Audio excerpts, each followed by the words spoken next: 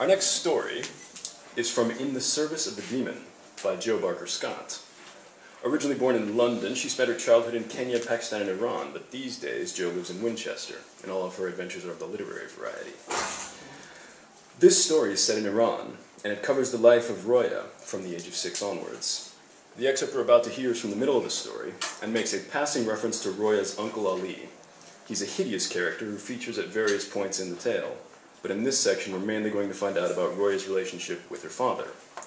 The reader is Camille Fiore.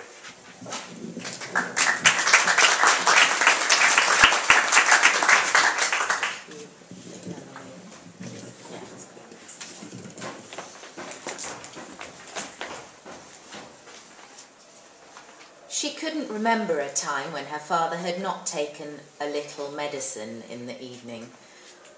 When she was younger, and Ali was recuperating in their small downstairs room, the ritual with pipe and coals had taken place outside in the courtyard, rugs and cushions spread out under the stars, or during winter, squashed into the clattering kitchen with the women as they washed up plates and pots. They said that Ali's ravaged lungs were too delicate to tolerate the smoke, but Roya understood that this was something else of which he did not approve, one more part of their lives which must be conducted not in secrecy, impossible in such cramped quarters, but with discretion.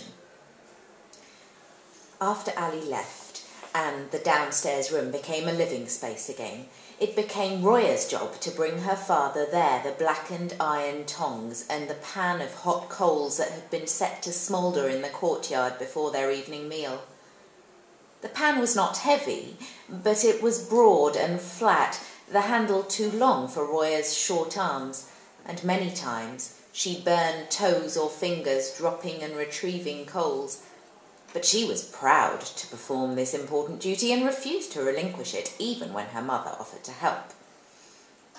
Occasionally, when the pipe had been produced 2 or 3 times and the women, finished with their chores, were sipping a last glass of tea before bed, Roya's father might tell them all a Mullah Nasruddin story.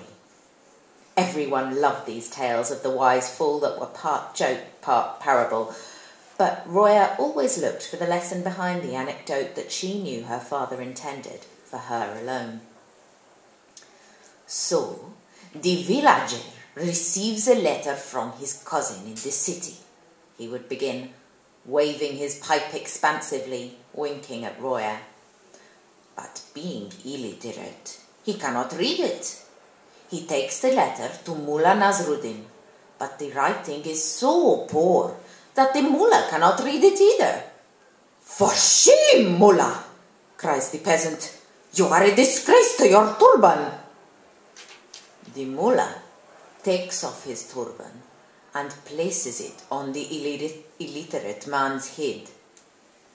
"There, now you have the turban," says the mullah. "Since it brings such great knowledge, you should be able to read the letter yourself."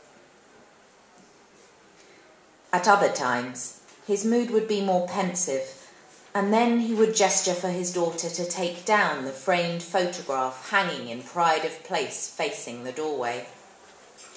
"Imagine it, daughter," he would murmur, tracing the outline of the figures in the cracked and yellowing picture.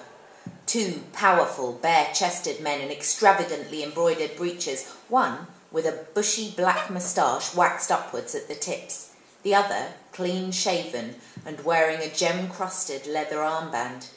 The 2 of them standing foot to foot, but with chests and chins thrust forward for the camera, each gripping the other's belt as though to hurl him to the ground. "Jahan Pahlavan Gholam Reza Takhti, the world wrestling champion, knight of the Shah, at our humble house. And only this unworthy youth to challenge him." "You, Baba?" Roya would say obligingly. "Me indeed. As Pahlavan of our house, who else but me?" I look strong in this picture, but oh, how my knees were trembling for fear that I would shame the house. But you didn't, Baba. No, I didn't. God be praised. I did not defeat the great Takti, of course, but I won his admiration and respect, and so brought honor to the house.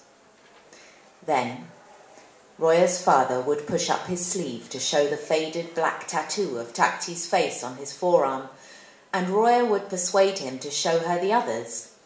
The menagerie of fantastical dragons and serpents that twisted over the knotty cords of his biceps in fading greens, reds and purples towards his shoulder blades, where the heroic figure of Rostam, the archetypal Pahlavan, wielded sword and mace across the slackened skin. Once, when the pipe had bubbled 3 times during the evening, and her father's eyes were half closed and dreamy, Roya had dared to ask why he no longer visited the House of Strength. "What is a knight without his Shah, his king?" he had cried, roused from his languor. "I remained true to the Shah, as a Pahlavan should, and I struck at those who accused of him. And for my loyalty, the cowards brought my shoulders to the ground."